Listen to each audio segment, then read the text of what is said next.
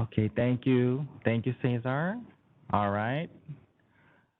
Welcome to the April 26, 27, 2022 board meeting. My name is Sung Oh, president of the board. Before we convene, I'd like to remind everyone present that the board is a consumer protection agency charged with administering and enforcing pharmacy law. Where protection of the public is inconsistent with other interests sought to be promoted, the protection of the public shall be paramount. This meeting is being conducted in a hybrid fashion. As indicated on the agenda, members are participating in two public locations, one in Sacramento and the second location in Los Angeles.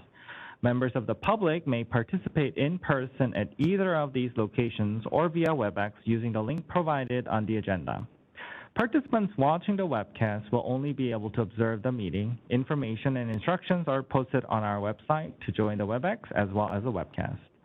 Just a reminder, members of the public in LA who want to inspect the materials for the meeting should go to board staff in LA to inspect the meeting materials. As I facilitate this meeting, I will announce when we're accepting public comment. I've advised the meeting moderator to allot 2 minutes to each individual providing comments. As public comments are taken, I intend to first accept public comment from those individuals attending in person at the Sacramento location, followed by those individuals attending in person at the Los Angeles location, followed by those individuals participating via WebEx. I will remind members and the public at appropriate times throughout the meeting. Now I'd like to ask staff moderating the meeting to provide general instructions to members of the public participating via WebEx. Moderator? Hello, this is the moderator for today's the purposes of today's meeting. When President O opens public comment, members of the public who would like to provide public comment at our DC headquarters location, Sacramento, can approach the table microphone in the front of the room. Once again, those participating in Los Angeles can let the committee or board staff at their location know. And for those joining us at WebEx, we will be utilizing the WebEx question and answer feature and also the hand raise feature to facilitate public comment. When public comment is called upon, I will open the question and answer feature, and you will hear me refer to this as the Q&A feature. And members of the public who wish to make a comment can then click on that Q&A icon, type the word comment in the text box, and then click on the send button. To utilize the raise hand feature, you can simply click on the hand icon next to your name to raise and lower your hand. For those who have called into the meeting, you can dial *3 on your device to raise and lower your hand. We'll have instructions displayed on the screen each time during public comment, and public comment for WebEx will be taken after we have checked public comment for Sacramento and Los Angeles locations. Once again, you'll be given 2 minutes to speak and a 10-second warning, and then once those 2 minutes are up, your microphone will be muted and we will move on to the next member of the public who has a comment. And that is all for my instructions. Thank you, moderator. I would like to take a roll call to establish a quorum. Members, as I call your name, please remember to turn on your microphone and also identify yourself. I will start with members here in Sacramento. Maria Serpa. Maria Serpa, licensee member. Thank you, Maria. Jig Patel. Jig Patel, licensee member. Thank you, Jig. Kula. Kula Koenig, public member. Thank you, Kula. Ricardo Sanchez. Ricardo Sanchez, public member. Thank you, Ricardo. Nicole Tebow is not here with us. Jason Weiss. Jason Weiss, public member. Thank you, Jason. And I am here, Song, licensee member. Okay, we're going to go to Los Angeles location. Cheryl Butler. Here. Hi, Cheryl. Cheryl, licensee member. Thank you, Cheryl. Indira Cameron Banks. Okay, and Jose De La Paz. Jose De La Paz, public member. Thank you, Jose. Shirley Kim. And Debbie Veal. Debbie Veal, licensee member. Thank you, Debbie. Quorum has been established. Members, also just a reminder, if any members join during the meeting, please just identify yourself and let us know you've joined. We have a full agenda for our meeting over the next 2 days. I truly appreciate all of your time and commitment to the board and California consumers. I ask everyone participating today to be respectful of the work before the board today. We encourage participation by members of the public throughout our meetings at appropriate times. The board respectfully requests that when comments are provided, they are done so in a professional manner consistent with how the board conducts its business. All right. I will now open the meeting for public comments for items not on the agenda. I would like to remind members of the public that you are not required to identify yourself, but may do so. I would also like to remind everyone that the board cannot take action on these items except to decide whether to place an item on a future agenda. Members, following the public comments for this agenda item, I will ask members to comment on what, if any, items should be placed on a future agenda. As a reminder, this agenda item is not intended to be a discussion, rather an opportunity for members of the board and members of the public to request consideration of an item for future placement on an agenda, at which time discussion may occur. I will first open up to public comments for individuals attending in person at the Sacramento location. Okay, I don't see anyone here. Anyone in Los Angeles location? Yes, we do. We got one. Okay, go ahead. So just, he's it close. Yeah. And talk really loud. Talk loud because you're picking up right there. Great, hi, hello. My name's Robert Scheib. I'm a pharmacist here in Los Angeles. I'd like to address a quiet but very important issue, Business Code 14-4192, that requires clinics, AKA surgery centers, to be inspected every 90 days by a pharmacist to ensure medication safety. Very important esoteric law. I've been doing it part-time for 28 years. My concern is that it is being ignored 99% of the time by all surgery centers.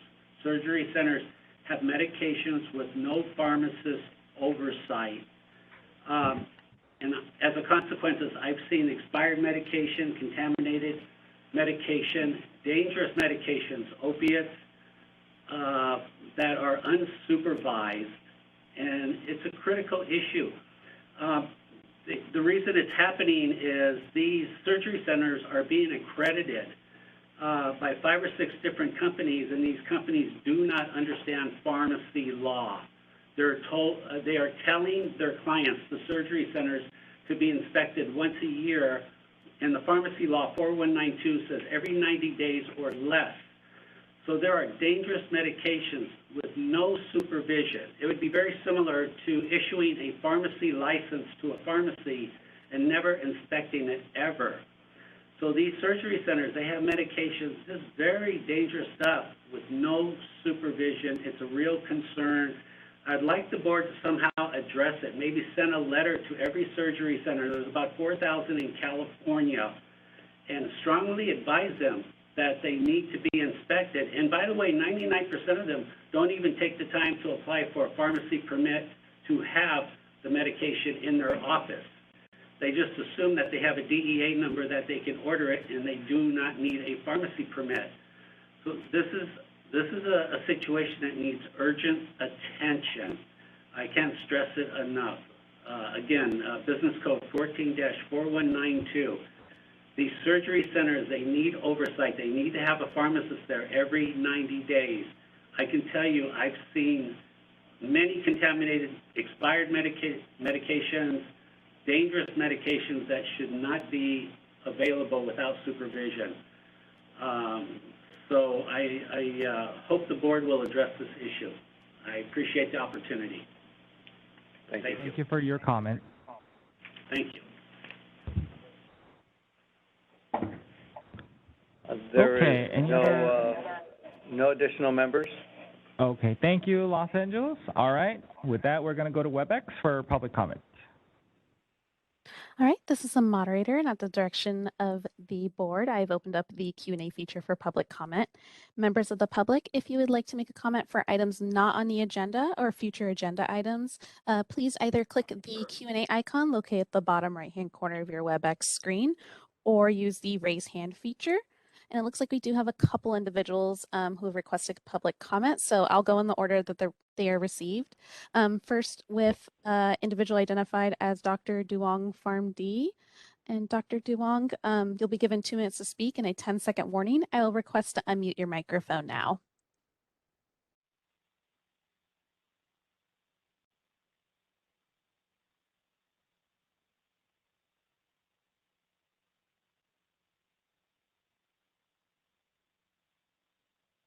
Dr. Duong, when the prompt comes up on your device that says unmute me, you'll want to click the unmute me button.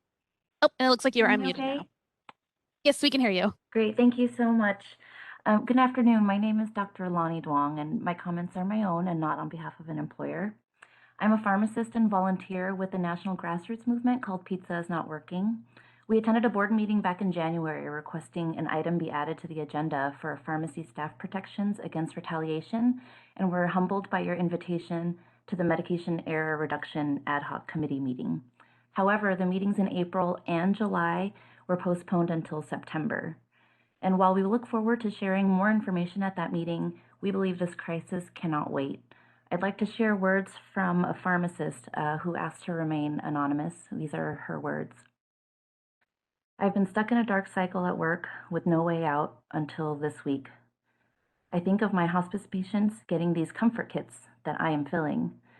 And with end-of-life medications, you just fill the bottle with water, excuse me, and chug it. Then you just go to sleep. How easy it would be. At lunch that day, I typed a quick message to my therapist, and at the end of the day, I sat in my car and cried for 20 minutes. Nothing new. Once home, I didn't expect to find police officers at my door. My therapist had called them, and they took me in for a psychiatric hold. This is a story of how I finally got some days off work. I want to be optimistic, but I know at the end of the week, when this is over, I will be going back to the same cycle again. End quote. This story is one of many. We're seeing its repercussions on the other side of the counter now as well. For example, my friend's dad just last week brought home a prescription bottle, and when he opened the bag, there was no label on it. No label, zero, no information. Esteemed board, I humbly and urgently ask you to add an 10 item to seconds. the agenda to address this crisis and expedite the report form related to Senate Bill 362. The safety of pharmacists and pharmacy staff from retaliation or otherwise is imperative to public safety. Thank you for your time. Thank you for your comments. All right, this is the moderator. We'll move on to our next individual who has requested public comment. Individual identified as Jennifer Morrow. Jennifer, you'll be given 2 minutes to speak and a 10-second warning. I'm requesting to unmute your microphone now.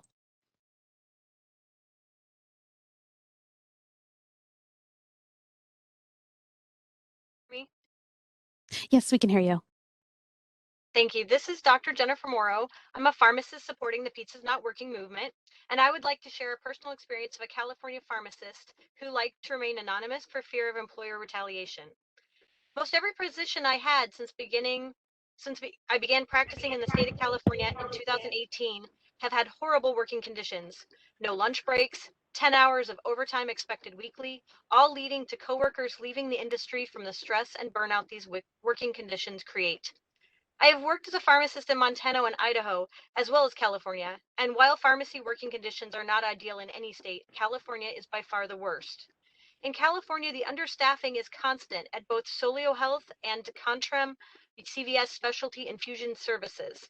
Everything is about the business, profits, instead of providing quality patient care. I filed a complaint to the board in 2019, and I was told there wasn't anything the board can do. Is the Board of Pharmacy aware of these conditions that the employers are creating? Are you aware what pharmacists and technicians are being asked to endure? Is there anything that you can do to protect our patients from the inevitable medication errors these working conditions create? Thank you so much for your time. Thank you for your comments. All right, this is the moderator. We'll move on to our next individual, Angie P.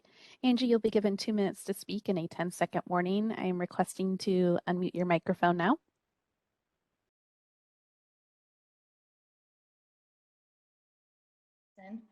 I'm a part of the Pizza is Not Working movement, and corporate retail pharmacies are oblivious as to why their employees are quitting. So maybe I can give you all some insight. After 7 years at Walgreens, I finally quit last week.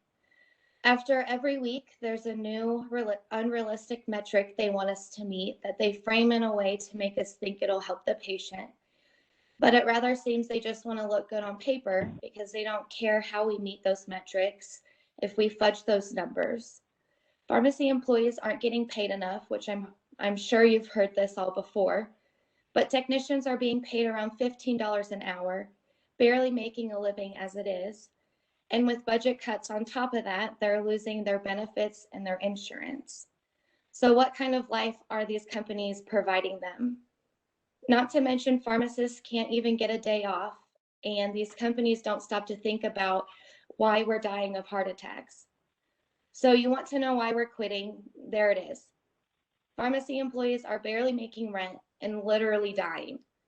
So please do something to help us. We need change. Patients' health matters, and so do ours. With all that said, I ask the board to add pharmacy protections to your next agenda. Thank you for your time. Thank you for your comments. This is the moderator. We'll be moving on to our next individual who has requested public comment, Sean Bornjal. And Sean, I will request, you'll be given 2 minutes to speak in a 10-second warning. I will request to unmute your microphone now.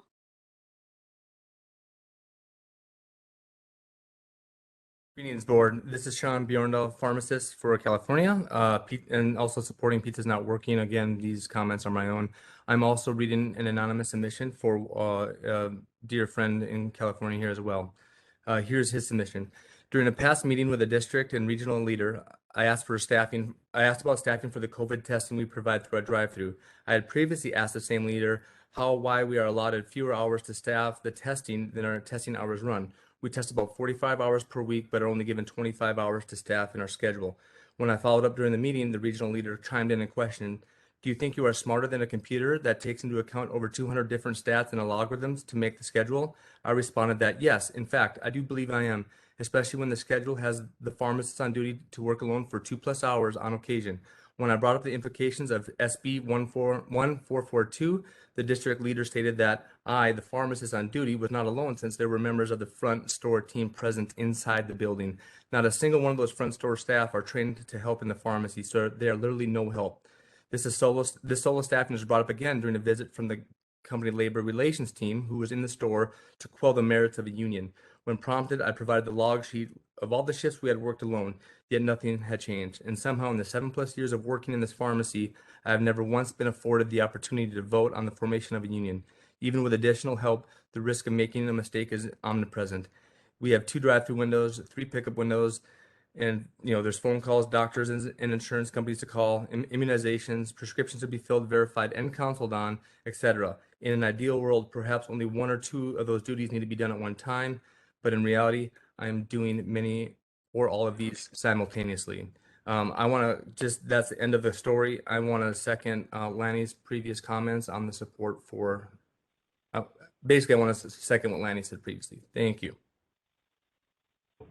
Thank you for your comments. All right, this is the moderator. We'll be moving on to our next individual who has requested public comment. Individual identified as Erica G. Erica, you'll be given 2 minutes to speak and a 10-second warning. I am requesting to unmute your microphone now. Good afternoon.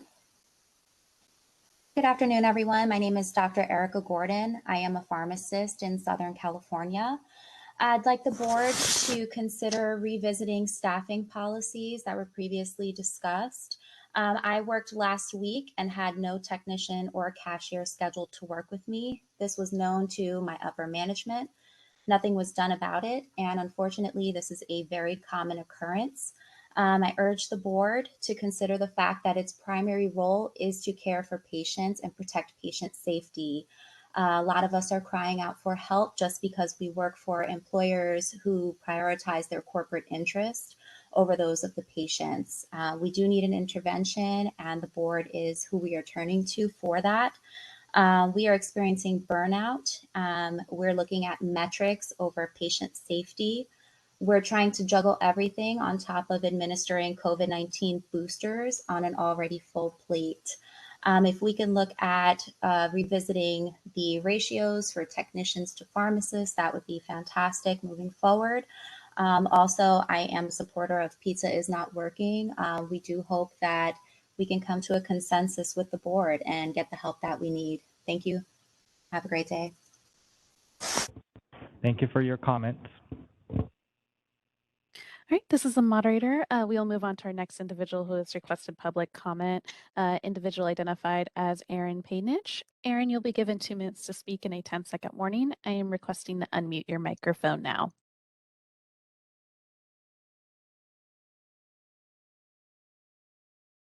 And I'm a practicing California pharmacist. I'd like to share a personal story from a pharmacist colleague in California who requested to remain anonymous. Every day is a crazy day in community retail pharmacy.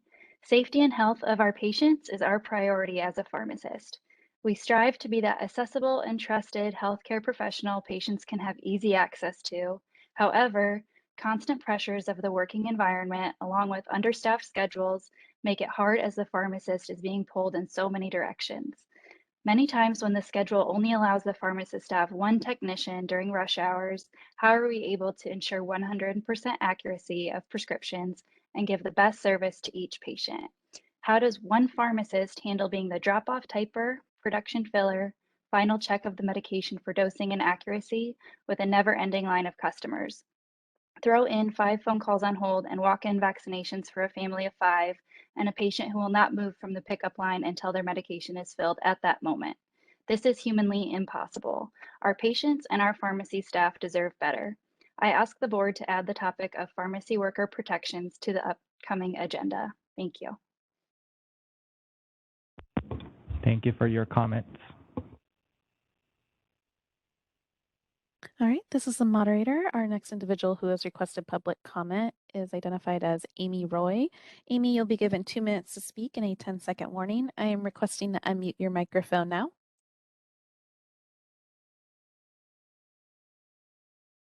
Amy Roy. I'm a pharmacist supporting Pizza is Not Working, and I'd like to share a personal story from a California pharmacist colleague who requested to remain anonymous. My most recent interaction with CVS occurred last weekend as a patient. Knowing what goes on behind the scenes made my experience as a patient of retail pharmacy even more frustrating. I needed to speak to someone at the pharmacy to ask for specific quantities of my meds to be filled that varied from what was sent in on the original scripts. So I could not use the app or the automated system to complete the task. I needed to speak to someone. First, the automated phone system took about 3 minutes to even connect to the pharmacy line. Then I proceeded to wait 20 more minutes for no one to answer my phone call.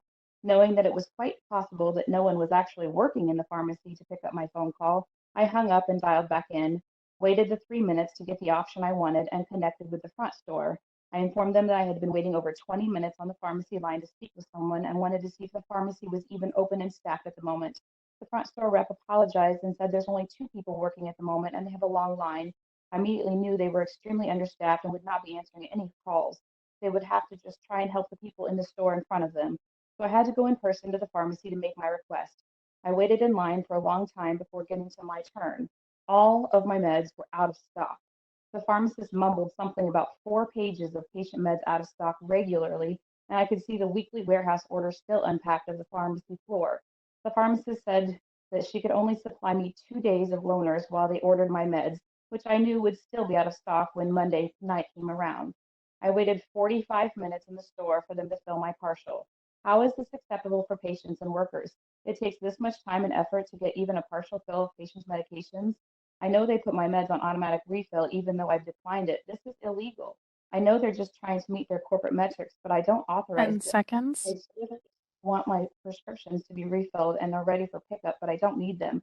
So they stay on the shelf for 2 weeks and get returned. What a waste of manpower when it clearly can be used for better things and actually help other people. Thank you for your time. Thank you for your comments.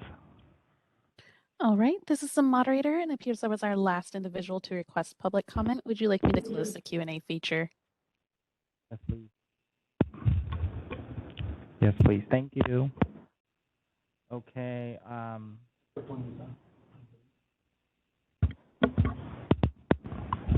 Okay, a little technical. Is that working? It's a little static. Okay. Thank you, everyone, for your public comments. Just wanted to share that due to some unforeseen circumstances, we had to reschedule some committee meetings. But I do request if you could please contact our executive officer and so that she can have your contact information. And with that, do we have any members? Any comments? This is Cheryl Butler, and I would like to say that I would like it put on the agenda the problem that's going on in the clinics. I'd like to see that put on the agenda, the idea of clinics functioning without no oversight. Should we start there with maybe public ed committee to try to educate licensees, or would it need to go to Would it be enforcement? enforcement? I sound like enforcement. Would it go to enforcement? Okay. Yeah, I'm thinking enforcement. Yeah, I'm Maria? thinking it should go to enforcement. So, yes. This is Maria. I just would like maybe a comment from Ann or from Eileen. My understanding is that surgery centers do not fall under the jurisdiction of the Board of Pharmacy, or how does that work? And who is regulating the 90-day issue that the commenter spoke of? Hi, this is Eileen. I was trying to find that, and I can't find the sections that he was citing, so it may be outside of our jurisdiction. It might be better for us to take a look at what those provisions are. Anne may know something better. I was trying to find them in our law book. Yeah, I would look at Business and Professions Code 4190, and it might be 4192 that establishes the requirement for the consultant pharmacist that has to do the review on a 90-day. It seems like it could fit nicely with enforcement if the committee chair would like. It could also probably also fit in licensing quite well.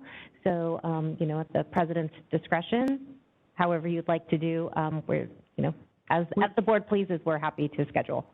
We certainly would like to discuss it in enforcement. Okay, we will do that in enforcement. I don't think the motion is necessary. Okay, any other comments? This is Debbie Song. We had quite a few people talk about that pharmacist worker protection, and it sounds like that was already assigned to a committee, but the committee's not meeting until September. Is that correct? Yes, due to some very unforeseen circumstances, we had to delay the committee. We may, it's a developing situation, so we may. Another committee, or was that committee just meant to be for that topic? We did meet once in January, but if members are agreeable, we may try to schedule an earlier meeting. There's some fluid issue situation going on there that so we're trying to figure out what would be the best approach, and Ann and I, we're going to work on probably after this meeting to try to figure out what next for that meeting is going to be. So okay, and you feel like that committee is just the right committee for that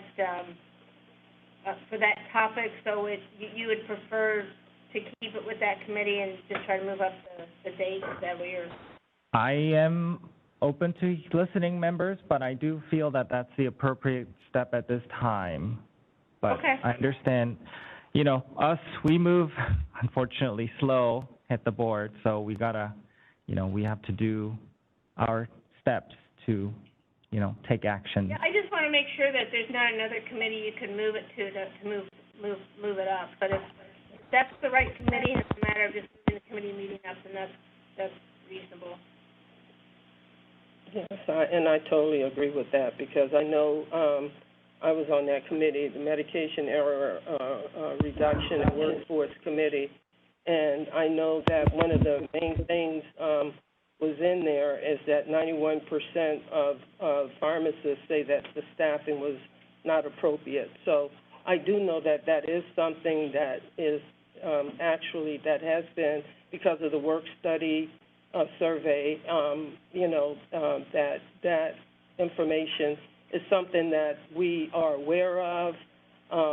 It does sound extremely urgent, but I do know that that particular committee is, that is definitely on the top list of things that we were looking at.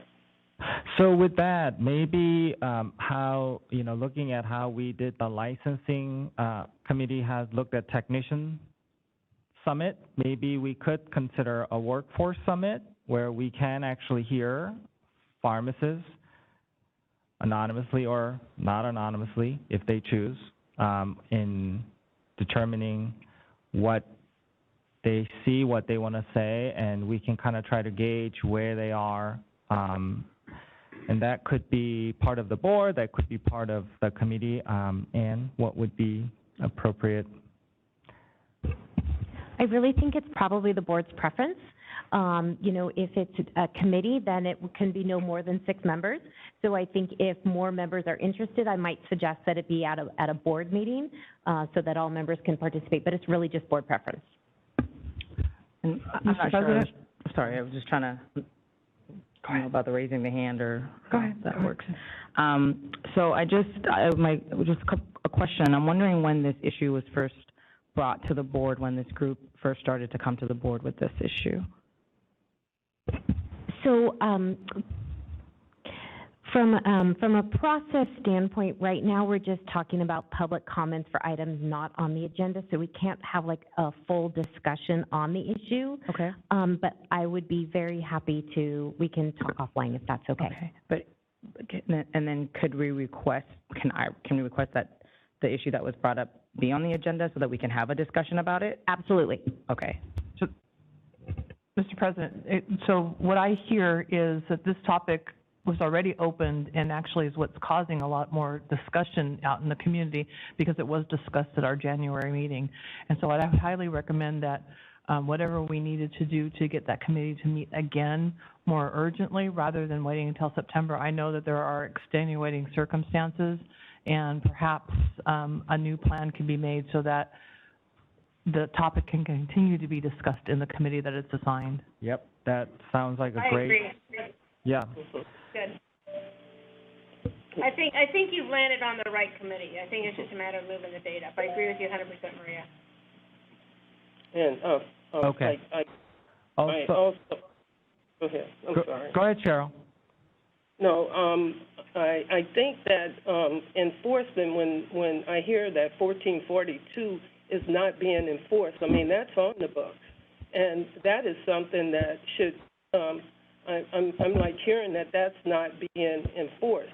So I'm wondering if enforcement should be involved with this also because, you know, this has been on the books and it's still not being enforced. This is Maria Serpa as the Chair of Enforcement. I think that we're kind of limited as to what we can discuss for discussing public comment, but just to know that the 2 issues, the first one on the surgery center is going to enforcement. The second one is about workforce and concerns that are in specific workplaces. That is in the committee being discussed, but I'm not sure if I could quite say that there are other enforcement activities that surround this topic that are beyond the scope of our discussion right now. So there's multiple irons in the fire. Is that, I said it, but the attorney hasn't slapped my hand yet. Well, so, and we don't have an attorney here, so we're going to stretch it. But I think maybe what Cheryl's saying, and I don't want to put words in your mouth, Cheryl, is that maybe this topic needs to be split into 2 items. One is what is happening on the workforce committee, and let's try and move up that date. But the other one is we do have a regulation currently that is on the books, as Cheryl says, that's not being fulfilled. And so, Maria, I'm thinking maybe is that from an enforcement point of view, maybe you need to look at, maybe that your committee needs to look at that regulation and determine if there's something we should be doing. So I guess I'm feeling that there's actually 2 items here. So I see the tricky part is that some cases may be an open investigation, so I don't know. That's where. So I think just to give you a little bit of background is recently there was discussion about certain regulations that have been put into place, and the Enforcement Committee is monitoring them. And within the first 6 months or a year, there's going to be a report on the activity on those regulations. So things are happening now that we can't talk about at this time today, but they're being monitored in the Enforcement Committee if that helps. That helps a lot. Thank you. Yes, it certainly does. Okay. Thank you. All right, I think we've landed where we want to at this point. Just a reminder to our members everywhere here in Sacramento and LA, also just to identify yourself before speaking because of I think the way that WebEx is being broadcasted, it doesn't show who's talking. So, all right. With that, members, I think we're ready to move on. All right. Okay. Moving on to agenda item 3, approval of board meeting minutes. Included in the meeting materials is draft minutes from the January 27, 28, 2022 and March 16, 2022 board meetings. As we begin, I will first ask for questions or comments on the draft minutes from the January 27th, 28th, 2022 meeting. I would also entertain a motion, members. Any questions or comments on the draft minutes?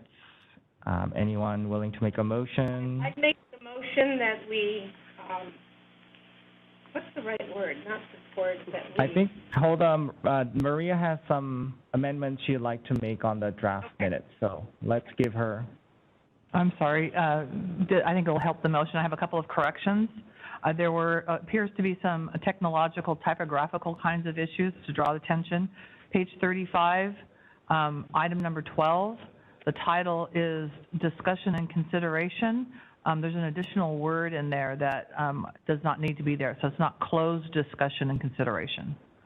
That's the first one. Thank you for catching that. The second one is on page 60 of 73. This one was quite entertaining. Chairperson Sanchez provided a report from the licensing committee. I don't think Chairperson Sanchez realized that. So I think that's supposed to be about Communication and Public Education Committee. I think that's just a typo. And then item A under his report has the wrong title.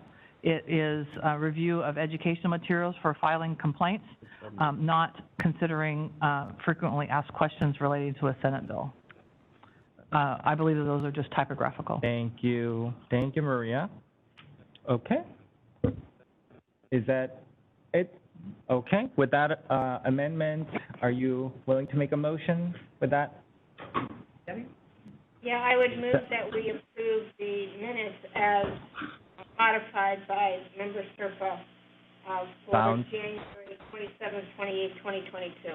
And this is Cheryl Butler. I second. Thank you, Debbie. Thank you, Cheryl. All right. Any other member comments?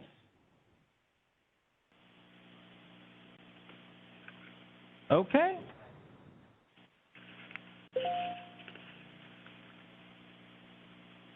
Hold on one second. If they're missing the names when they study, you also have an agenda or something. If you type in the minutes.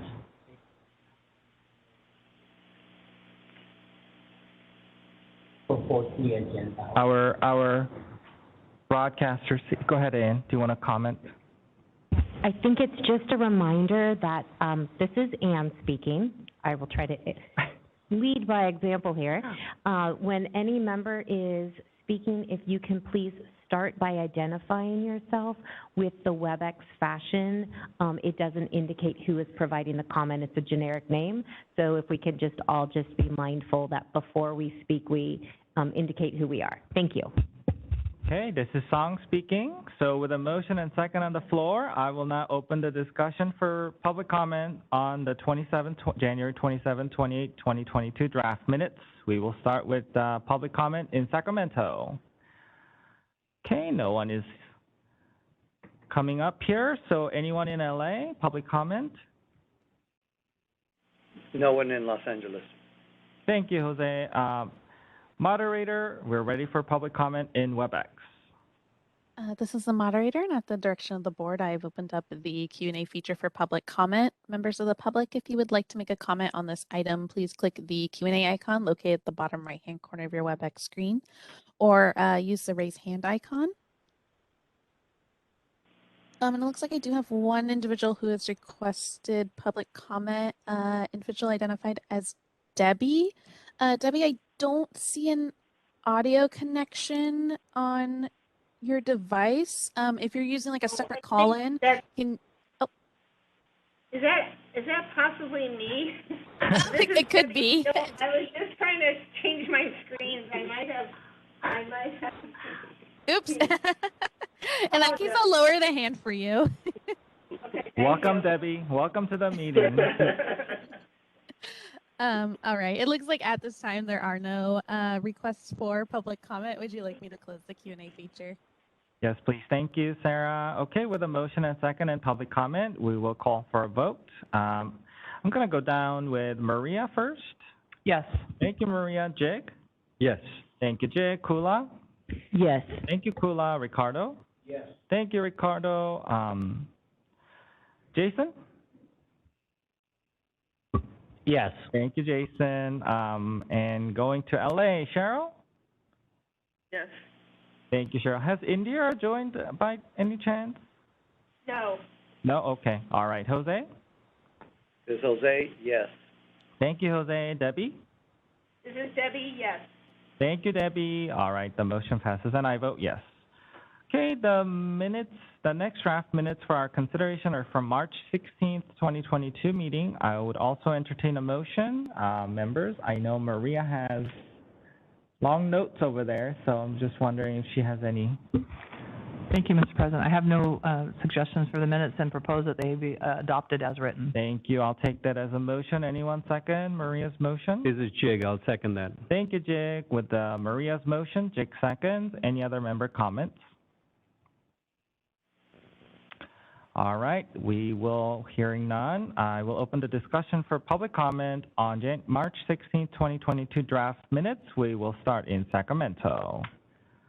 Okay, no one in Sacramento. We're going to move to LA. Anyone in LA for public comment? No one in LA for public comment. Thank you. All right, moderator, we are ready for public comment for individuals in WebEx.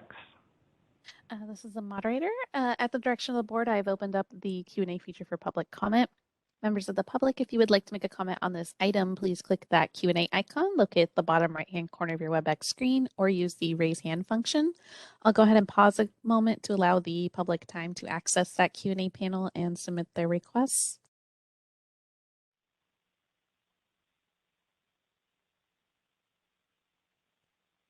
All right, seeing none, would you like me to close that Q&A panel? Yes, please. Thank you. With a motion and second and public comment received, I will take a roll call vote. Members, we're going to start with Maria. Yes. Thank you, Maria. Jig? Yes. Thank you, Jig. Kula? Yes. Thank you, Kula. Ricardo? Yes. Thank you, Ricardo. Nicole? Jason? Yes. Thank you, Jason. Cheryl? Yes. Thank you, Cheryl. Jose? This is Jose, yes. Thank you, Jose. Debbie? Yes. Thank you, Debbie, and I vote yes. The motion passes. All right, moving on to agenda item 4, update from Department of Consumer of...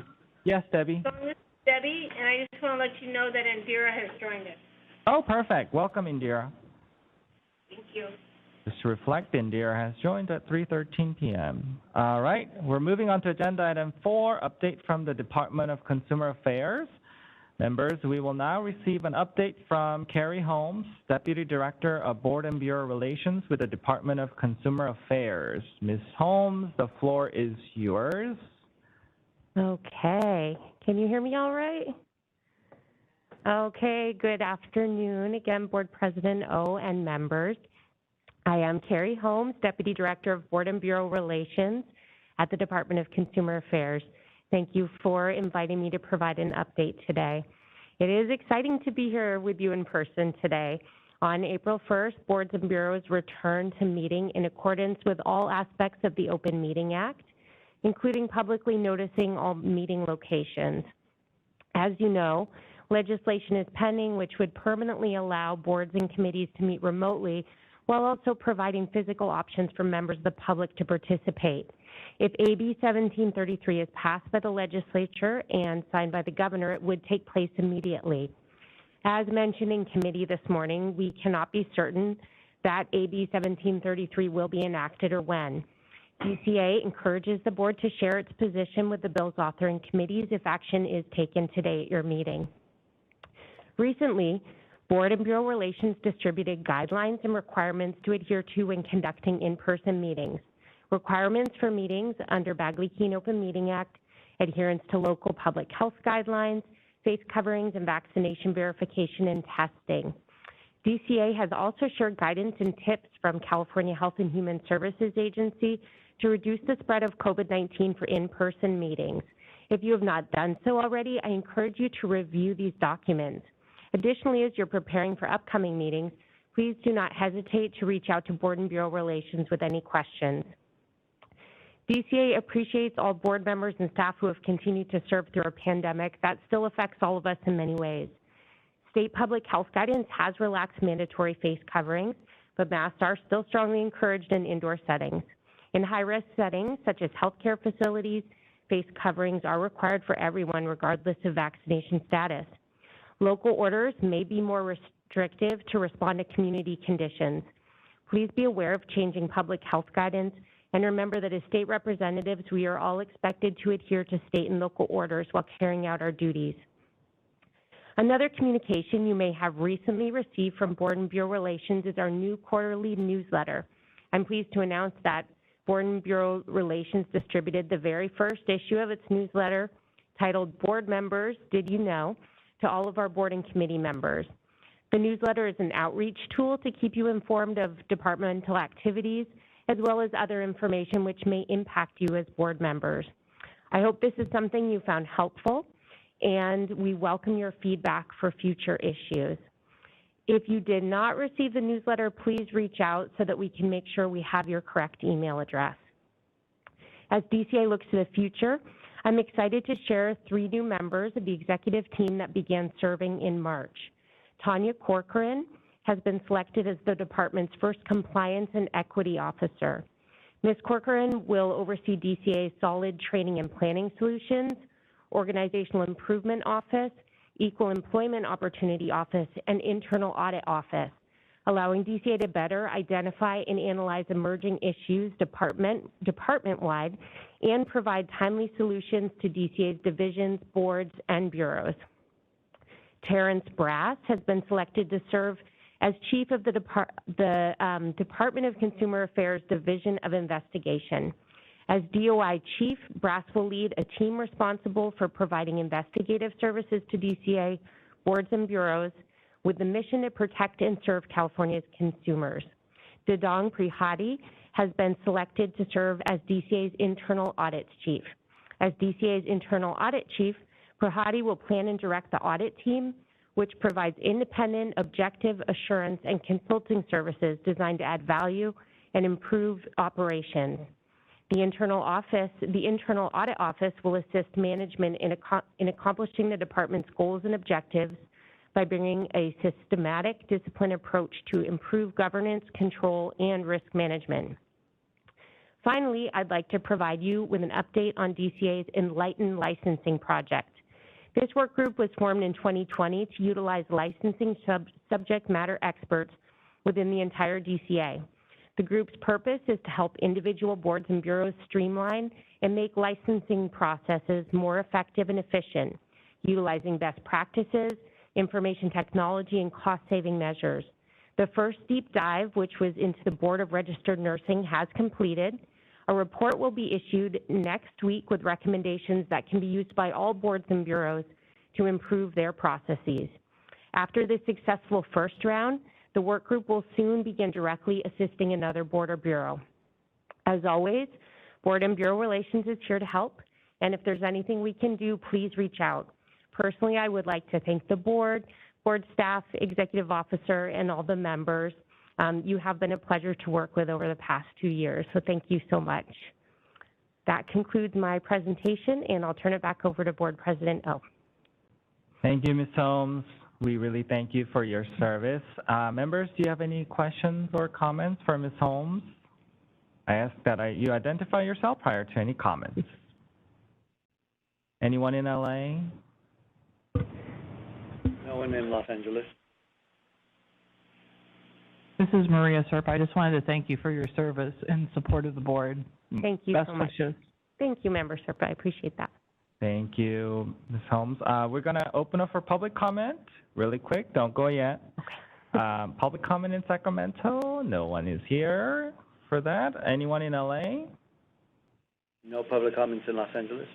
Thank you. And anyone in WebEx? This is the moderator. At the direction of the board, I've opened up the Q&A feature for public comment. Members of the public, if you would like to make a comment on this item, please click that Q&A icon located at the bottom right-hand corner of your WebEx screen, or use the raise hand function. I'll pause a moment to allow the public time to access that Q&A panel and submit their requests.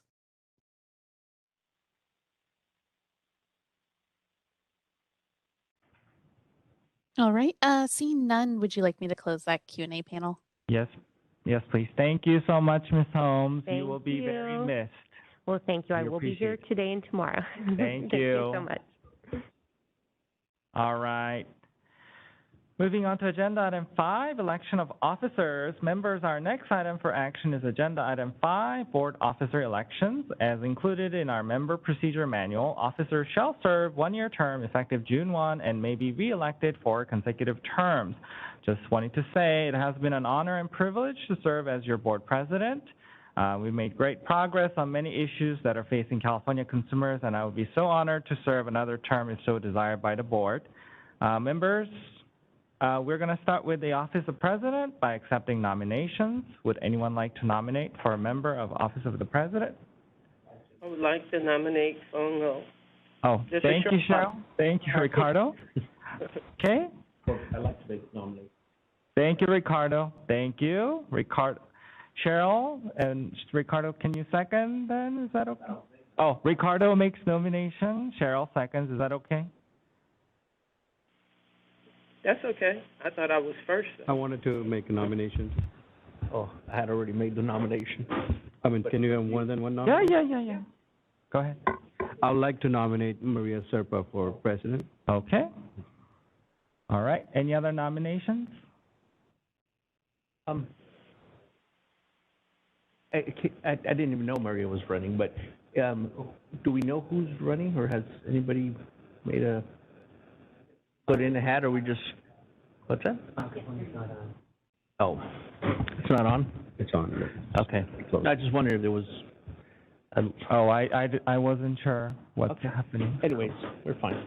All right. Anyone in LA? Okay. With that, let's see. Would it be okay to go by to do who to vote instead of yes or no per person? So we'll just start with. Certainly, but are you going to open up for public comment, or before? Are you going to wait for afterwards for this item? Each section? Each officers? At least before the vote, are you going to do that? So we'll do nominations on the floor. Is myself and Maria, okay? And then we'll do public comment? Yeah. Okay. Public comment in Sacramento. Oh. Sorry. Just trying to, do folks make a statement about their running? And that's what I was trying to figure out. Oh, we just. In general, I think precedently they haven't, but we did it last year. Okay. So we could do it As again. this is my first in-person meeting. I would just like to know a little bit more about folks running.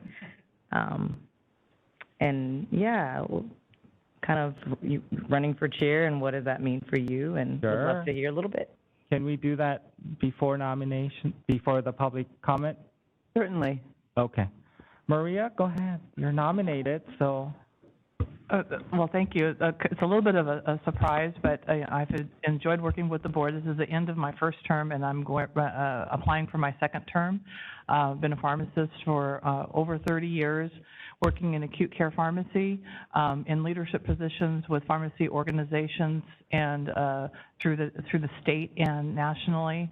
Been pleased to jump into the board pretty quickly in my first year and chairing the compounding committee, working on compounding regulations, enforcement, and working under many mentors, both current board members and past board members, and have enjoyed working with President O also. He is a great leader, and either of us would do a good job. Thank you. Thank you, Maria. I feel the same. It's been an honor working with you as our vice president, and I've been honored to serve for you and California consumers as president. It's been an honor to serve in this position, and you know, as a working pharmacist in a community pharmacy, I feel that we have great progress we are making, and we hopefully will make further with my experience being an active pharmacist in community settings. It seems like there are so many issues we're tackling, and I would like to hope to continue on.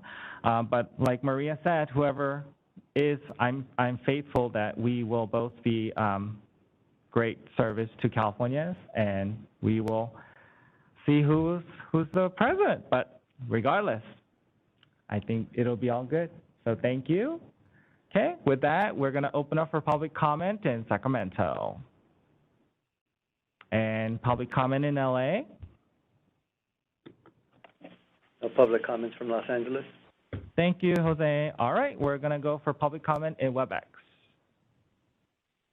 This is the moderator, and at the direction of the board, I've opened up the Q&A feature for public comment.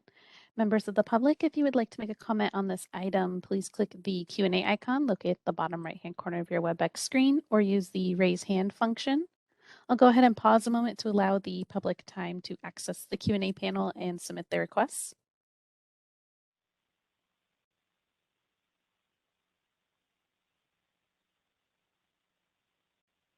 All right, seeing no requests for public comment, would you like me to close that Q&A panel? Yes, please. Thank you. All right, so we're going to go start with Maria. I humbly vote for myself. Thank you, Maria. Jig? I vote for Maria. Thank you, Jig. Kula?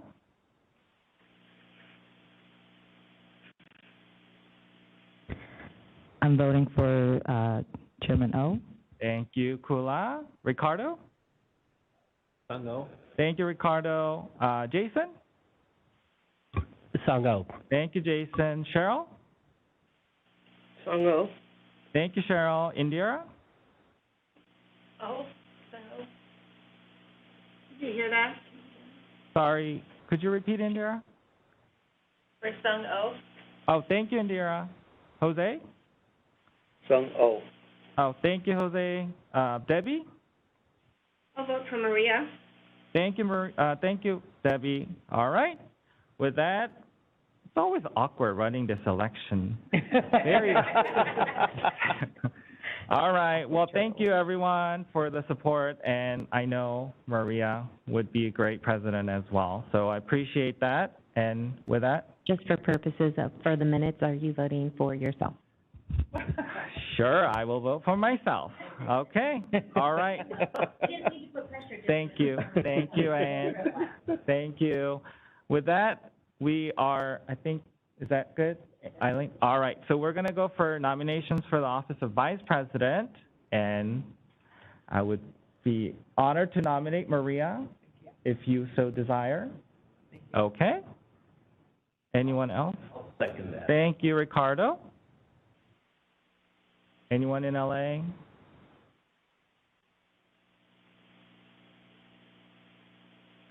All right, with that, we're going to open up for public comment. Sacramento. Okay, we're going to go for public comment in LA. No public comments in Los Angeles. Thank you, Jose. Okay, with that, public comment in WebEx. This is the moderator. At the direction of the board, I have opened up the Q&A feature for public comment. Members of the public, if you would like to make a comment on this item, please click the Q&A icon located at the bottom right-hand corner of your WebEx screen, or use the raise hand function. I'll pause a moment to allow the public time to access the Q&A panel and submit their requests.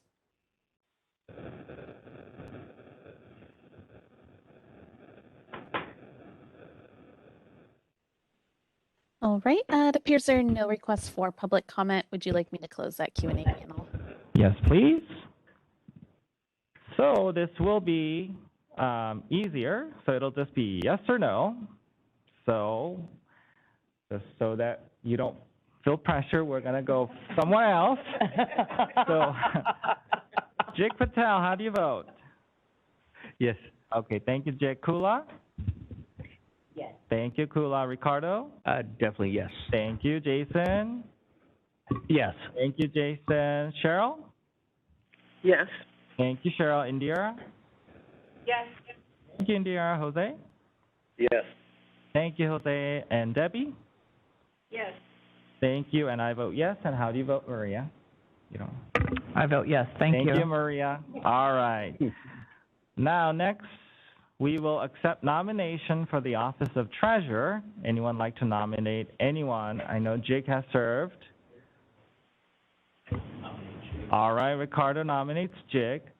I'd second. Thank you, Maria. Maria seconds. All right. Anyone in LA would like to nominate anyone? Okay, hearing none, we're going to open up for public comment in Sacramento. Okay, LA public comment. No comments from Los Angeles. Thank you, Jose. And then we're public comment for WebEx. This is a moderator. At the direction of the board, I've opened up the Q&A feature for public comment. Members of the public, if you would like to make a comment on this item, please click that Q&A icon located at the bottom right-hand corner of your WebEx screen or use the raise hand function. And it appears at this time there are no requests for public comment. Would you like me to close that Q&A panel? Thank you. Yes, please, Sarah. Okay, with that, we're going to start with Maria. How do you vote? Yes. Thank you, Maria. Kula, how do you vote? Yes. Thank you, Kula. Ricardo? Yes. Thank you, Ricardo. Can they hear Ricardo? Is it? Yeah. Okay, good. Perfect. All right. Jason, how do you vote? Yes. Thank you, Jason. Cheryl, how do you vote? Yes. Thank you, Cheryl. Indira? Yes. Thank you, Indira. Jose? Yes. Thank you, Jose. Debbie? Yes. Thank you, Debbie. And I vote yes. And Jake, how do you vote? Yes. Thank you, Jake. Awesome. All righty. So Jake is the treasurer. Moving on to agenda item 6, discussion and consideration of policy granting president discretion to issue or extend waivers pursuant to Business and Professions Code Section 4062. As pandemic continues, it may be appropriate for the board to consider if changes to the board president's delegated authority is appropriate to allow the board to quickly respond as appropriate. Current delegated authority will terminate June 30th of 2022. As included in the meeting materials, in February 2022, the Biden administration extended national emergency declaration. The media is also reporting cases appear to be rising, and public health officials are predicting a fall surge.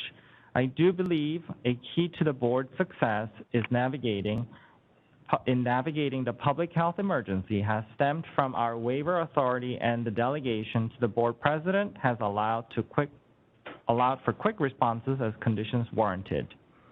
As the current delegated authority terminates on June 30th, 2022, I wanted to check in with members to determine if we should consider extending the delegated authority or if it is the board's preference to return to board actions to issue or extend waivers. Included in the meeting materials is a possible approach to extend the current delegated authority granted to the board president to approve or issue waivers as appropriate based on current conditions through December 31st, 2022, or until 90 days following the declared disaster, whichever is sooner. I believe this approach could carry us through the anticipated fall surge. Members, I appreciate your comments, and as part of your comments, I would also entertain a motion, whichever way we should go. And also, if you could please identify yourself before speaking. President O, this is Debbie Veal. I'd like to make a motion. Go ahead, Ms. Veal. I would like to move that the board grant the authority to the board president to approve or extend waivers as appropriate based on the current conditions through December 31st, 2022, or 90 days following the declared disaster, whichever is sooner, whichever is later. Okay, go ahead, Jake. I can second it. Go ahead, Jake. This is Jake. I'll second that. Just one little word in there could make a huge difference. So, Anne, go ahead, jump in. You want to say something? Okay. Yeah, we're just clarifying. It is December 31, 2022, or until 90 days following the declared disaster, whichever is later. Later. Later. Okay, Debbie. All right. I'm good with that. Jake, you're good? Yeah. Okay. All right. So with that, go ahead, comments? Yes. Hi, this is Jason. Just for clarification, so this would extend this current authority under which we're operating essentially until December of this year. Has the board approved such an extension for this long length of time previously? Yes. So the most recent delegation, I think, was in September of last year, Jason, and it went through June of this year. What's different about the motion, as I understand it, is that it's through December 31st or 90 days following the end of the declared emergency, whichever is later. So if the declared disaster goes beyond December 31st, which heaven help us, right? But if it does, the delegated authority will continue. And so I would say that the board has taken that approach in its remote processing waiver. It is currently scheduled through, it was approved by the board until 30 days after the end of the declared disaster. Should that be helpful? Thank you for that clarification. And with that, I think I would be comfortable supporting the motion. And just to clarify, it's not always till that date, and it is delegated to the president to decide which date to put it, correct? Yeah, so through how it's been working in the past is through the delegated authority, the president is determining the appropriate period of time for that waiver, not to exceed the authority established by the board. So not all of them are defaulted to that date. And just to clarify, this is Maria Serpa, that with the exception of that one waiver that went to the end of the declared disaster period, this is different. Debbie's motion is different than that was in the meeting materials.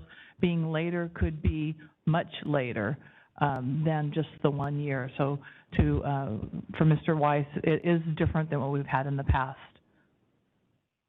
So that's why you were talking about the word later versus sooner. So later means that if the disaster continues into 2024, the president has the authority to go to 2024.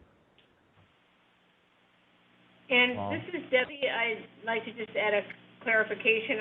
We've been through this, unfortunately, because this COVID thing just keeps going on and on and on. So we've been, we started off very conservatively, and I think we've kind of expanded. We've seen that this process with the board president is extremely effective, and instead of having to, ad nauseum, and I'm exaggerating here, but instead of having to do this again and again, it works. And so let's just go ahead and give the board president the ability to handle these waivers until the emergency is basically over.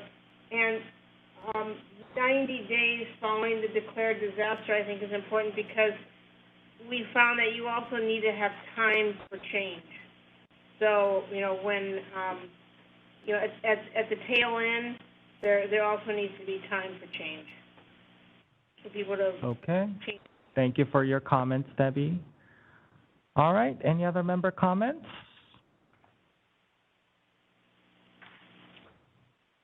All right, we're going to open up for public comment in Sacramento.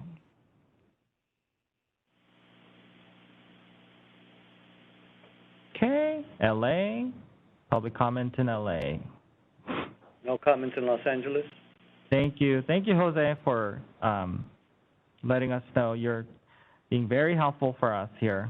No worry, I'll send you the bill later. Extra bag of popcorn. Send it to the treasurer, please. And then public comment in WebEx. This is the moderator. At the direction of the board, I've opened up the Q&A feature for public comment. Members of the public, if you would like to make a comment on this item, please click that Q&A icon located at the bottom right-hand corner of your WebEx screen, or use the raise hand function. It does look like we have a request for comment from individual identified as John Gray. John, you'll be given 2 minutes to speak and a 10-second warning. I will request to unmute your microphone now. Hi, this is John Gray. I'm a registered pharmacist with Kaiser Permanente. Thanks for the opportunity to comment. Just want to express support for the motion on the floor, and also amplify Board Member Veal's really important and thoughtful comment about the need to build in time to allow for unwinding operations and business practices that organizations may have put into place as a result of some of these waivers. It's a really important thing to keep in mind, and appreciate Board Member Veal bringing that up. And also just commend Board President O on his really thoughtful work, managing these waivers over the last year. Thank you very much for the opportunity to provide comments. Thank you, Dr. Gray. All right, this is the moderator. Appears that was our only request for public comment. Would you like me to close the Q&A feature? Yes, please. Thank you. Okay, with a motion, a second, and public comment, we will call for a vote. The motion, Maria, how do you vote? Yes. Thank you, Maria. Jig? Yes. Thank you, Jig. Kula? Yes. Thank you, Kula. Jason? I'm sorry, Ricardo? Yes. Thank you, Ricardo. Jason? Yes. Thank you, Jason. All right. Cheryl in LA? Yes. Thank you, Cheryl. Indira? Yes. Thank you, Indira. Jose? Yes. Thank you, Jose. Debbie? Yes. Thank you, Debbie, and I vote yes, the motion passes. President O, Yes. this is Debbie. I'd like to make one comment. Okay. I would like to second what Dr. Gray just said. I think you have done a very outstanding job of working through the waivers and applying the appropriate approval. Thank you, Ms. Debbie. Thank you for the kind words. Okay, by the way, it has been an hour. Do we need to take a break? Yes. Okay, we'll take a quick 10-minute break. We'll be back at 3:52. I think he already knows. I'm always acting. Okay.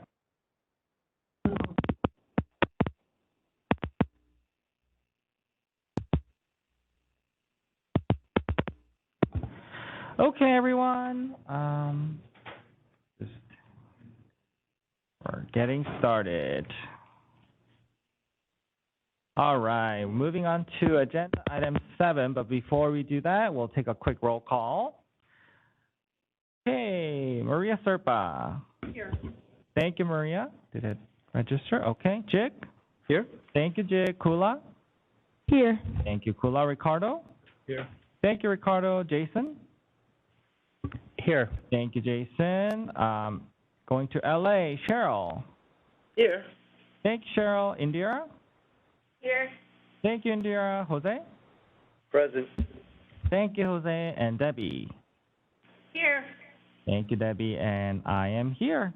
Okay, moving to agenda item 7, Organizational Development Committee report.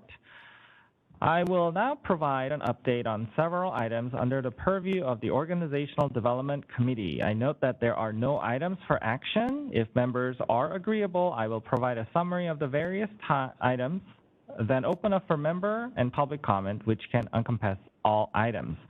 First, budget update. The board spending authorization for the current fiscal year is $30.56 billion, which is a 3% increase from the prior year. The largest source of revenue comes from licensing fees, and the board's largest expenditure is personnel.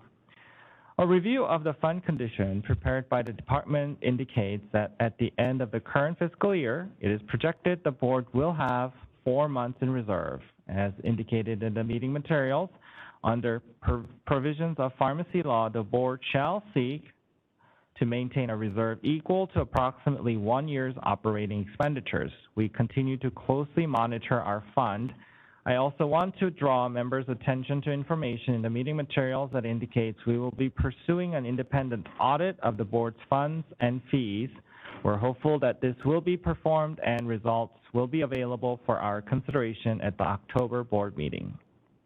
And next item is board member attendance and mail vote information. Member attendance is summarized in Attachment 2. Further, Attachment 3 includes mail vote information. Next item is personnel update. As detailed in the meeting materials, the board has a number of vacancies, including leadership and senior management positions. Recruitment for many of these positions is delayed because of budget concerns. I continue to work closely with Ann on this issue. Next is future meeting dates. Attachment 4 includes the meeting calendar for the remainder of 2022 and 2023. Thank you again to everyone for your continued commitment to the board, and thank you everyone for your service. All right, members, any questions or comments on this part of the Organizational Development Committee report? Mr. President, this is Maria Serpa.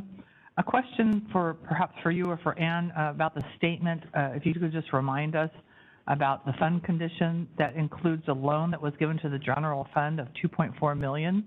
Is that truly a loan, or is that not coming back to us? Ann, go ahead. Yeah, this is Ann. It is a loan, and we will be paid back. At one point, I think. Thank you, Maria, for the comment. Any other member comments? Anyone? All right. With that, we're going to open up for public comments in Sacramento. There's a question.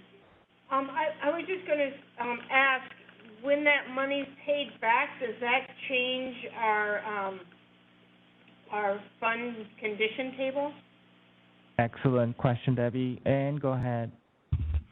Yes, it will, because we'll have additional revenue for the 1 year when they pay it back. So then there will be an increase in our fund by that $2.4 million. So maybe a month and a half worth of reserve. Thank you, Ann. Thank you, Sam. Thank you, Debbie. Okay.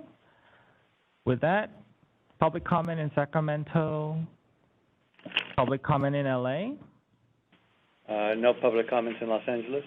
Thank you. All right, we're going to open up for public comments in WebEx. This is the moderator. At the direction of the board, I have opened up the Q&A feature for public comment. Members of the public, if you would like to make a comment on this item, please click that Q&A icon located at the bottom right-hand corner of your WebEx screen. I'll go ahead and pause a moment to allow the public time to access the Q&A panel and submit their requests.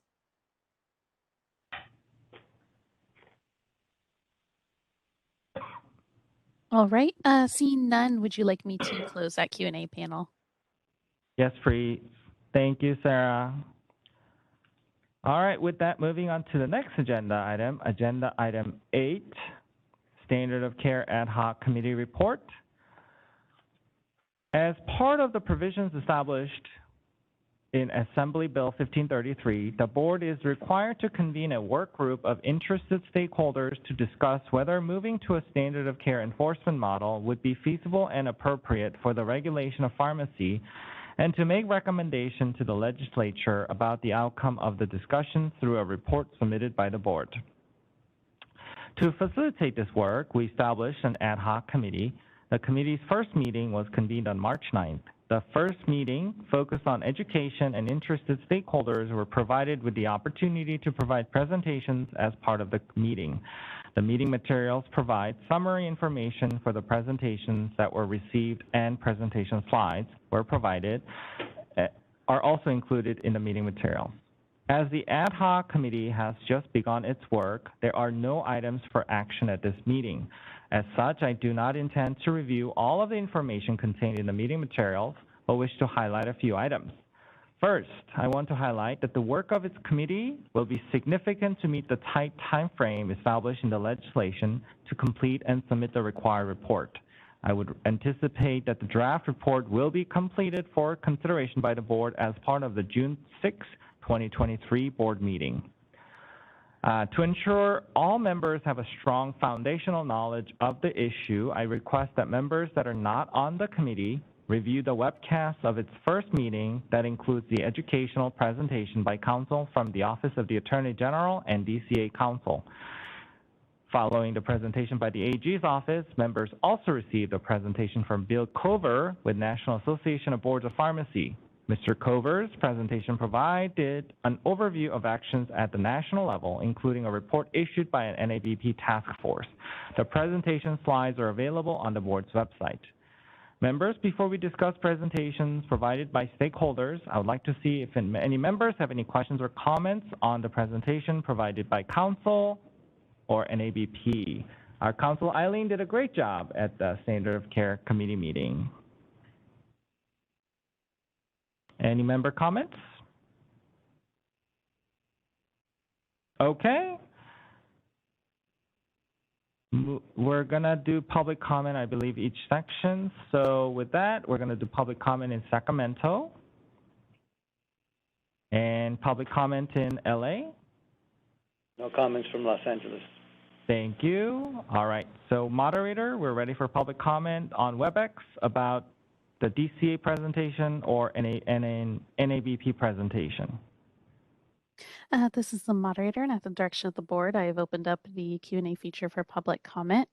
Members of the public, if you would like to make a comment on this item, please click that Q&A icon located at the bottom right-hand corner of your WebEx screen, or use the raise hand feature. I'll go ahead and pause a moment to allow the public time to access the Q&A panel and submit their requests.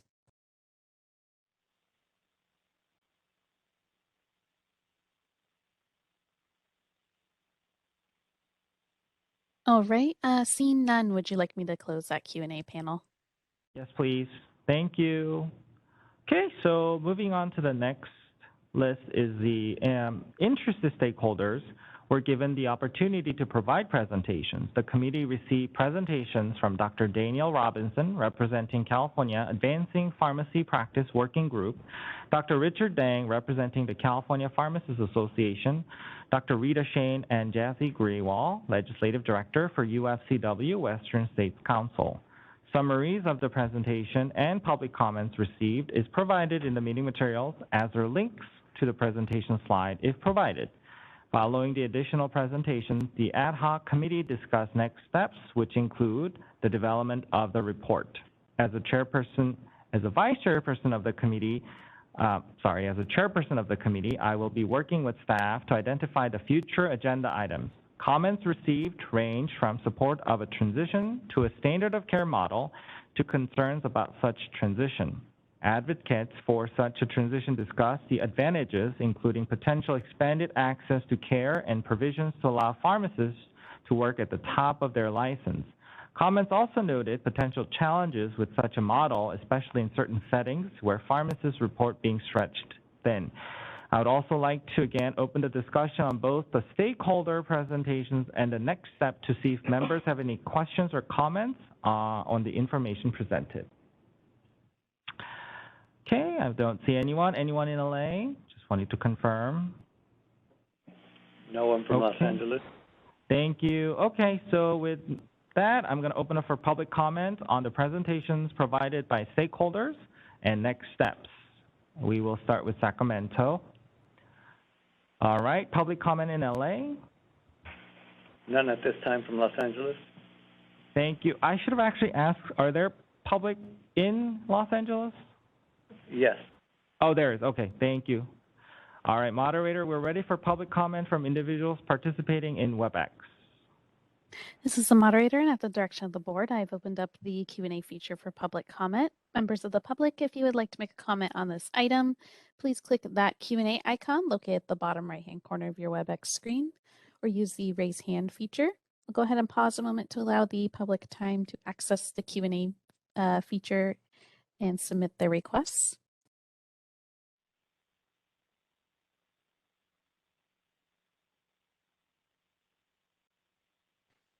All right, seeing none, would you like me to close that Q&A panel? Yes, please. Thank you, Sarah. So that concludes the Standard of Care Ad Hoc Committee report.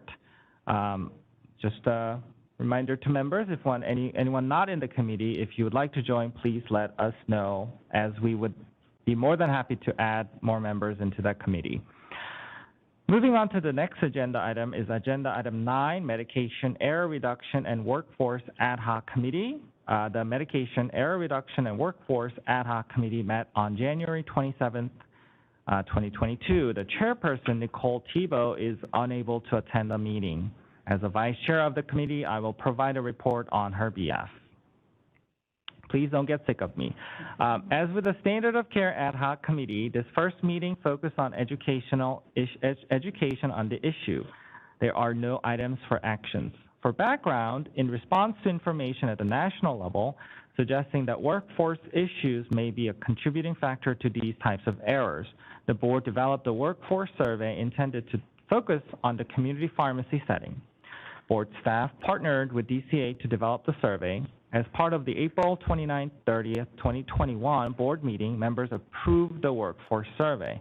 In partnership with DCA experts, the board received a presentation as part of the December 2nd, 2021 meeting on the results of the survey.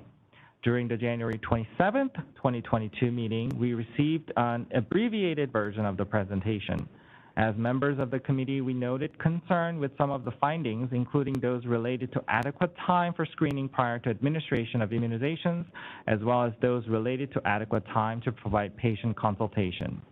The meeting materials provide a summary of the discussion by the committee and members of the public related to the workforce survey, so I do not intend to read the information. However, I want to note that the link to the presentation slides was included in the meeting materials. As a committee, we also received the January 2022 Pharmacist Wellbeing Index State Report, which is conducted by the American Pharmacists Association. Information on the report is included in the meeting, and attachment 1 includes a copy of the report and related research. As a committee, we have indicated an interest in learning more about the tool and other efforts underway by APHA, and are hopeful we will have a presentation as part of a future meeting. I would like to open up a discussion on both the workforce survey information and well-being index report to see if members have any questions or comments on the information presented. Members?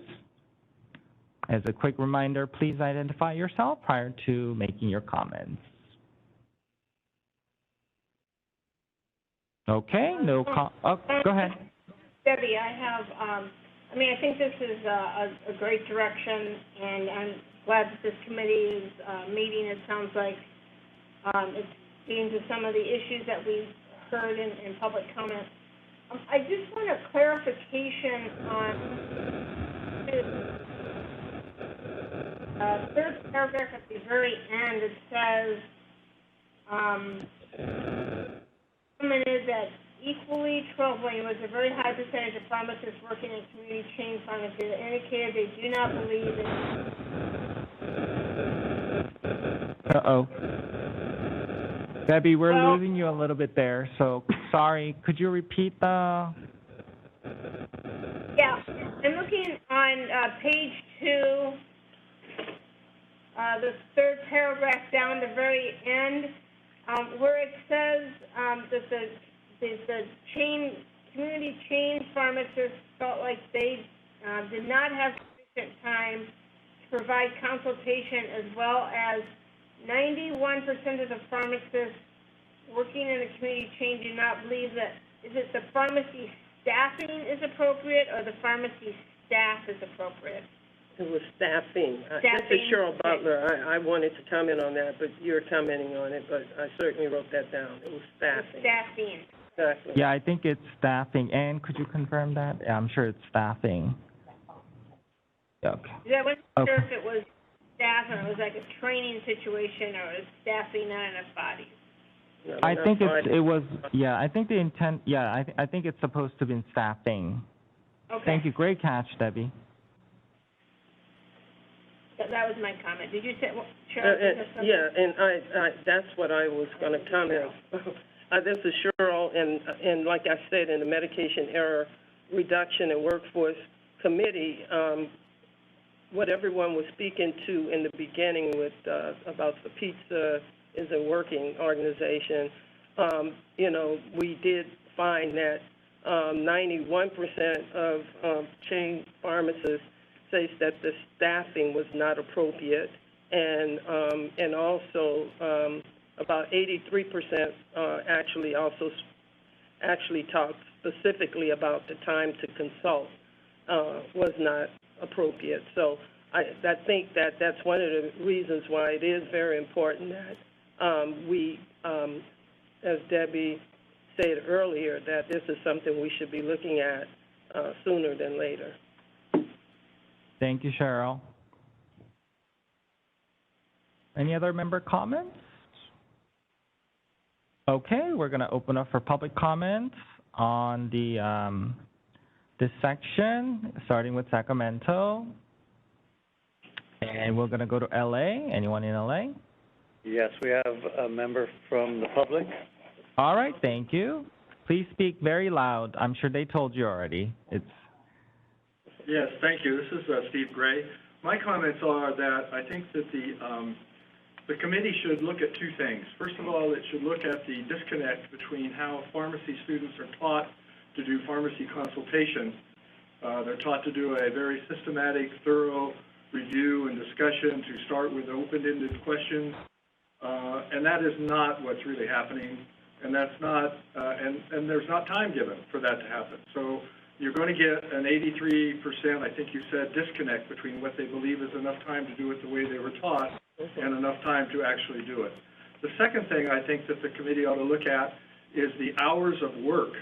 I'm talking about, there is a labor code section that has not yet been discussed. It's labor code section 850 through 856, and it discusses limits on pharmacy workforce hours, 9 hours per day, no more than 6 days in a row, 54 hours in a week, et cetera. And that has never been brought out for the board in the last 30 years, and it's been there for over 40 years, to be discussed. And is that something that, we believe is important, that it should be enforced? It does have a clause in it that is probably what the board has always looked at, which it says it can only be enforced by the labor commissioner. But it's never been enforced. But there is a lot of data showing that fatigue is a serious factor with the number of hours, the number of days, the lack of days off and rest in terms of human error. And Stanford is the leading institution and has done those studies mainly on truck drivers, airline, and others. But I think that that should be something that the board committee should discuss. Thank you. Thank you for the comments, Dr. Gray. Anyone else in LA? Yes, we have another member from the public. I'll be giving you a 2-minute timer and 10-second warning. You guys are having party over there. I don't have anyone here. Hi, my name is Jessica Crowley. I'm a registered pharmacist. I work in a grocery chain setting, although I do have 10-plus years in a chain retail setting as well. I'm here on behalf of myself, and I am a union pharmacist as well with UFCW Local 770. I want to echo what the previous public member had said. I'm working right now in negotiations for pharmacists across Southern California, along with 10 other pharmacists as part of a bargaining committee. And many of these pharmacists have echoed what's already been said regarding concerns of staffing and potential patient safety issues.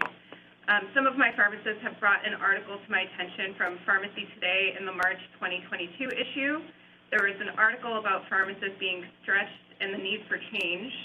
APHA specifically stated that pharmacy burnout is a significant patient safety issue because it means patient experience delayed prescription fulfillment, unacceptable waits for vaccines and testing, and potential errors due to high volume, long hours, and pressure to meet performance metrics. It did provide some solutions, which included employers addressing working conditions, APHA discussing workload and well-being issues with chain leadership. There is a quote that from a safety standpoint, every hour the pharmacy is open, a pharmacy technician needs to be there with a pharmacist at a minimum, which we're not seeing happening at all. I can say from my personal perspective, I work 12-hour days, Monday through Friday. The pharmacist is alone for 4 of those 12 hours. And we do have vaccines that are administered during that time, even though we've asked for them to stop scheduling vaccines for those times. In addition, at my employer, I currently work for Pavilions Albertsons. We're being required to provide other patient care services, including PEP and PrEP consultations, as well as furnishing travel medications.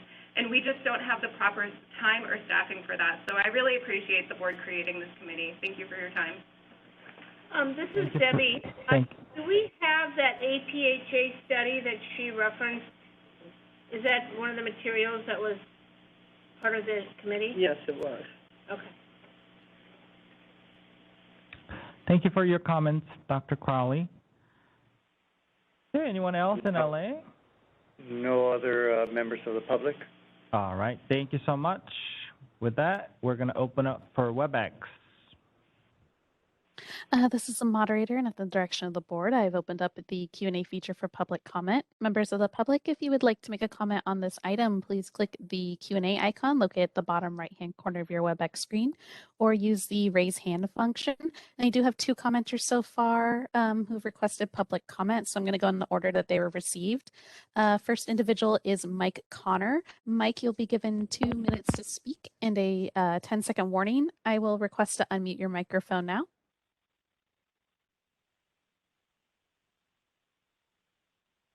And thank you so much to our board for your sincere efforts during this meeting and actions taken at the open public comment session earlier today.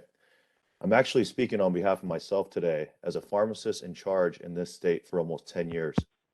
It was with a very defeated heart and my own deteriorating health that I left my rural community and patients in 2019, pre-pandemic, due to my inability to safely care for my patients at CVS. I actually recall a day where I had verified over 700 prescriptions, averaging 1 prescription review or drug utilization review per 10 seconds, and having to walk over to Walmart pharmacy because I had an anxious mother who had already waited a day for an antibiotic for her child. I also had a floater refusing to consult any minorities with an accent.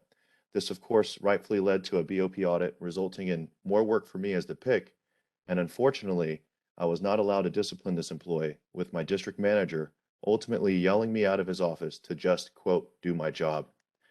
Now, I can't imagine what my patients and pharmacists have had to suffer through these last 2 years. I appreciate the comments made earlier. As we know, adverse reactions are now the 4th leading cause of death in the U.S., and med errors are on the rise. We must prioritize the work of this committee, and I also urge the board and this committee to consider a specific complaint form for pharmacists to protect our consumers and report non-compliance, not just for quotas, but also relevant labor codes and ratios as mentioned by Dr. Steve Gray and others earlier today. Thank you again for your efforts, team, and your sincere devotion to our patients and consumers in California. Thank you. Thank you, Dr. Connor. Thank you for your comments. All right, this is the moderator. Our next individual who has requested public comment is Dr. Duong. And Dr. Duong, you'll be given 2 minutes to speak and a 10-second warning. I will request to unmute your microphone now. Thank you again. This is Dr. Lonnie Duong again, and I just wanted to really echo what Drs. Gray, Crowley, and Connor just mentioned. I'm very grateful that there is a medication error reduction and workforce ad hoc committee, and I really look forward to the meeting being moved up. That means a lot to me that that was considered and discussed earlier today. So thank you very much, and I hope to hear back very soon. Thank you so much for your comments. All right, this is the moderator. Appears that was our last request for public comment. Would you like me to close that Q&A panel? Yes, please. Thank you, Sarah. Okay, with that, next section is ISMP presentation. As part of our meeting, we also received a great presentation by representatives from the Institute of Safe Medication Practices, ISMP. Again, the information is summarized in the meeting materials, and attachment 2 include a copy of the ISMP medication safety self-assessment for community ambulatory pharmacy. I believe the presentation was very informative. I would also strongly encourage members that are not on the committee to view the webcast of the presentation. As discussed during our meeting, I believe it would be appropriate to provide more education to licensees about ISMP and tools and resources available to reduce medication errors. I would like to open the discussion on the ISMP presentation to see if any members have any questions or comments on the information presented. Members, any questions or comments? A quick reminder, please identify yourself prior to making your comments.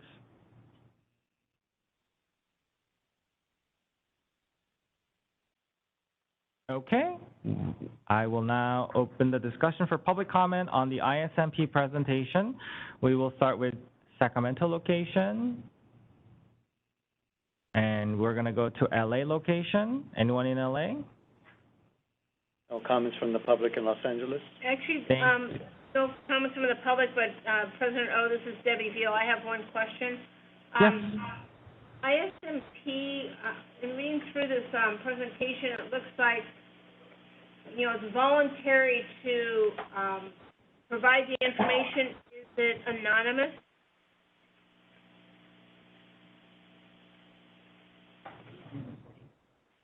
Okay. And confirms medication error reporting is anonymous. Okay, thank you.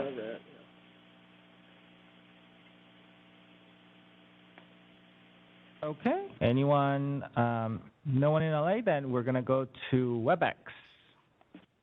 This is the moderator, and at the direction of the board, I've opened up the Q&A feature for public comment. Members of the public, if you would like to make a comment on this item, please click the Q&A icon located at the bottom right-hand corner of your WebEx screen or use the raise hand function. I'll go ahead and pause a moment to allow the public time to access the Q&A panel and submit their requests.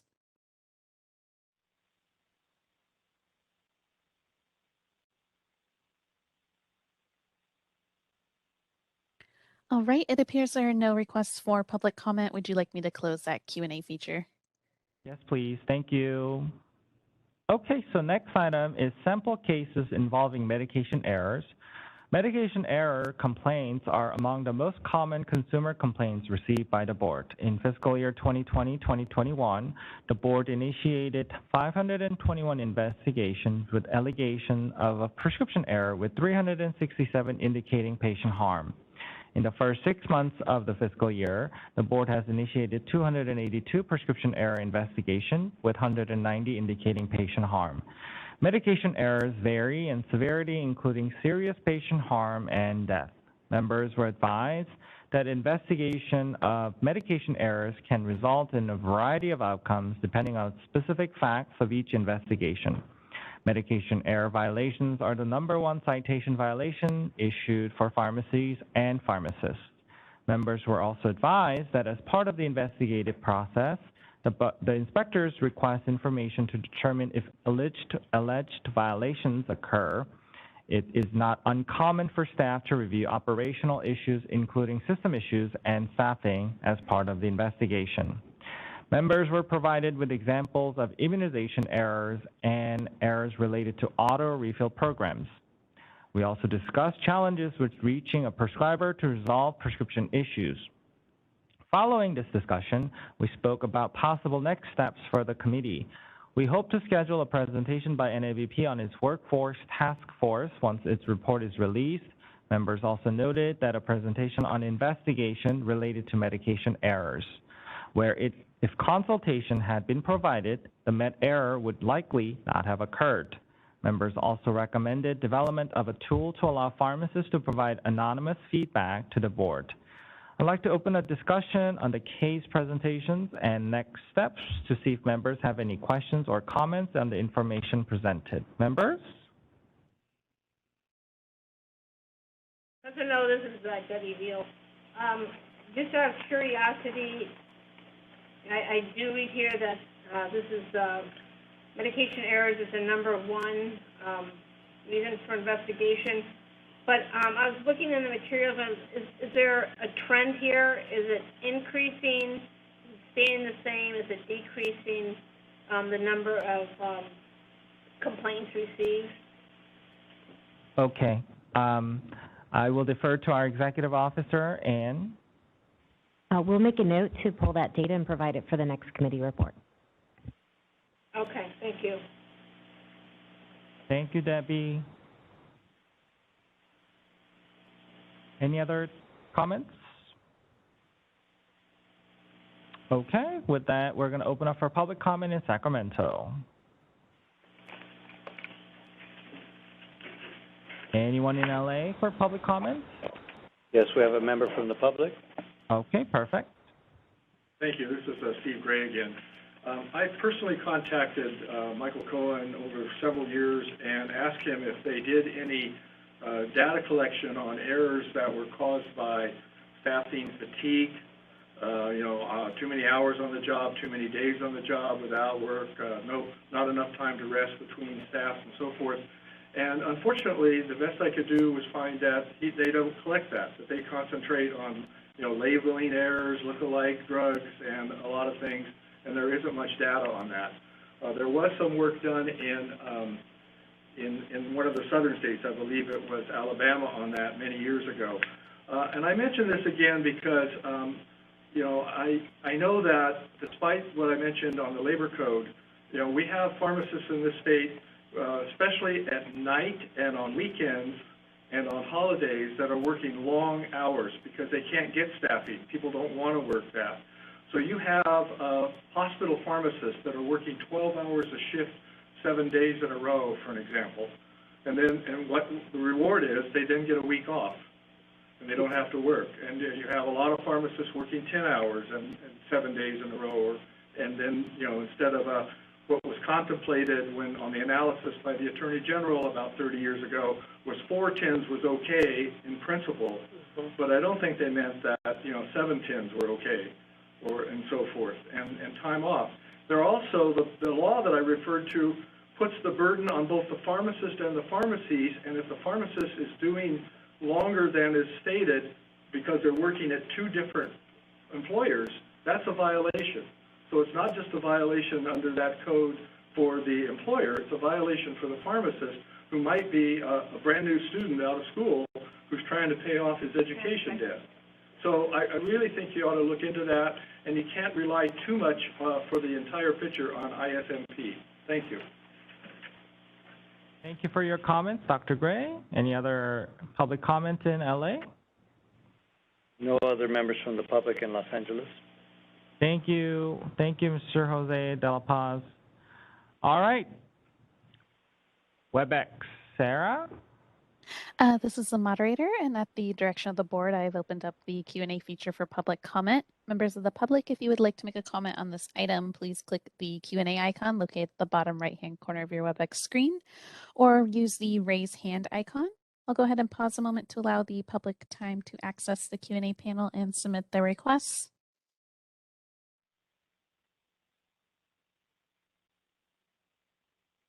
All right, seeing none, would you like me to close that Q&A panel? Yes, please. Thank you, Sarah. All right, everyone. Thank you for your participation today. That concludes our agenda for the day. And so we will see you tomorrow. And thank you, everyone, for your participation. The closed session, we will be doing that tomorrow. So we will be sending the information on how to join our members tomorrow. And so the meeting. We're done for today?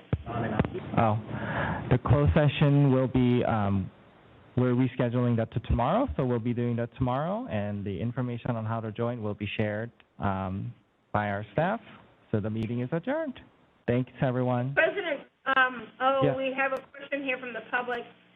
Are we starting with closed session tomorrow, or are we ending the closed session? Because I think it's in both places on the agenda. The public just wants to know if they should be here at 9 or allow some time. I think it would be easier to do it at the end, but I'm amenable. Yes. Okay, we'll do it at the end. Okay, we'll do it at the end. So we'll start meeting at 9. All right, thank you, everyone. All right. Bye.